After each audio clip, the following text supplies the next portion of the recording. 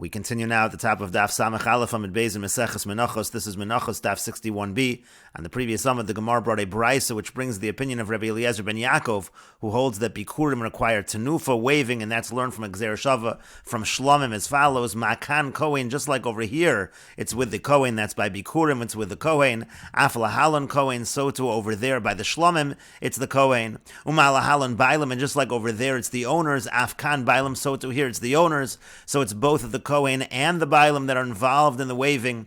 Haketzad, how so? How does it work? Kohen meniach yado tachas yedei Bailam. The Kohen places his hand underneath the hands of the owners, umeinif, and then they wave together.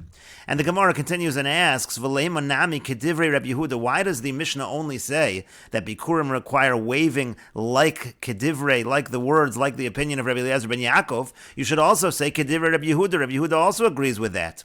The Tanya, as we learned in a brisa, Rabbi Yehuda says v'hinachto. It says in the pasuk v'hinachto. That's by Bikurim. Zu tenufa, that refers to waving.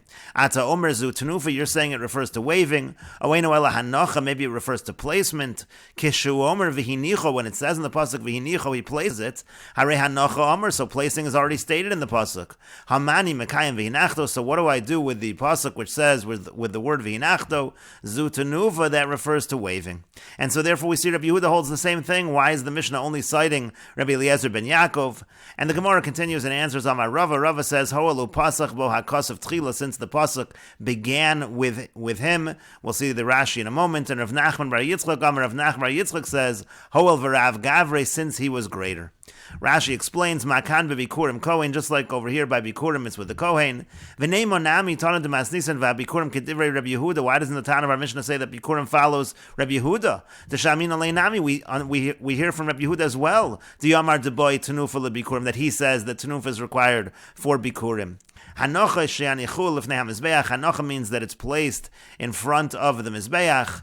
And so the first answer was the answer of Rava, that pasach bo hakasav tchila, which Rashi says ho'alu pasach ulahachi naka Rabbi Eliezer ben Yaakov. The reason why the Mishnah chooses Rabbi Eliezer ben Yaakov, not Rabbi Yehuda, mishum dehu yolif taima miyadav dehu reisha dekratz, because he learns the reasoning. His source is from the word yadav, which is in the beginning. It's earlier in the pasuk, and that's why we bring his opinion in the Mishnah.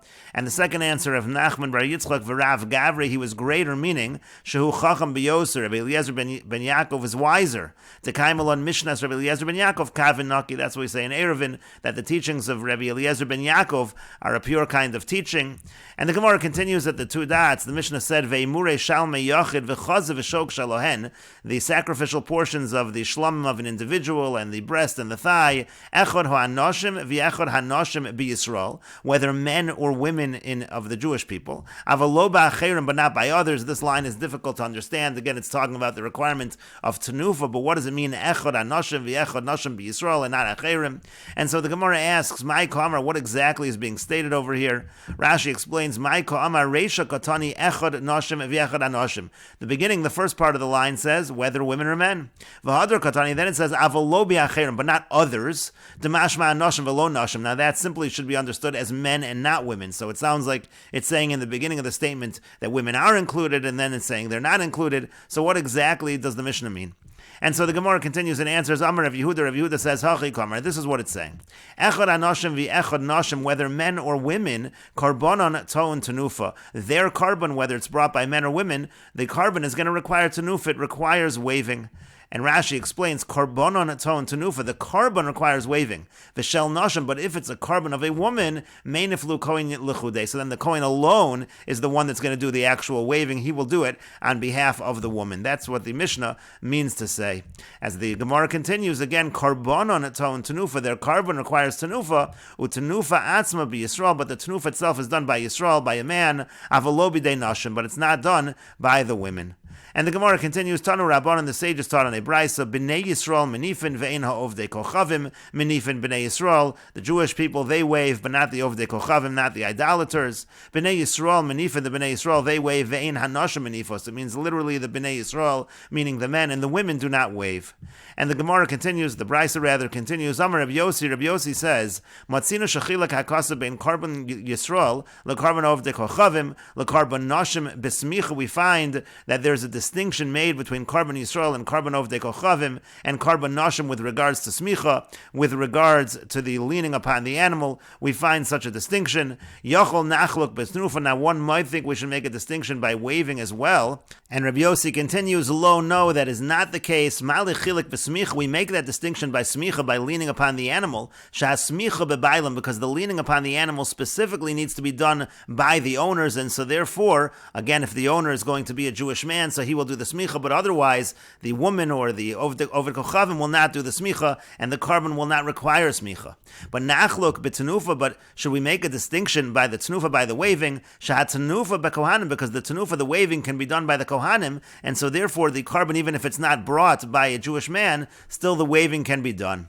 And in Cain, if so, Matamad Lomar B'nei Yisrael, why does it say B'nei Yisrael? So that means to say B'nei Yisrael Menifin Ve'in Ha'ovdei Kochavim Menifin, that the B'nei Yisrael, the Jewish man, does the waving, but the idolaters do not do the waving. B'nei Yisrael Menifin, the Jewish men, they do the waving. Ve'in Hanoshim Menifos, and the women do not do the waving.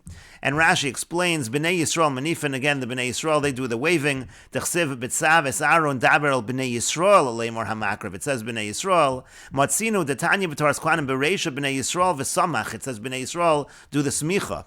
B'nei Yisrael somchen ve'no ovdei kochavim somchen. The B'nei Yisrael do the smicha, the leaning upon the animal, not the ovdei kochavim, not the idolaters. B'nei Yisrael somchen ve'in benos Yisrael somchos. The B'nei Yisrael do the leaning and not the benos Yisrael. Now Yachol nachluk b'tenufa. One might think, let's make a distinction by waving. Shaloye Karban Nashim v'ovdei kochavim ton tenufa Yisrael, that the Karban itself of women or ovdei kochavim should not require waving like the Karban of a Jew. Lo no, kilomar lo nachluk, meaning to say we don't make that distinction.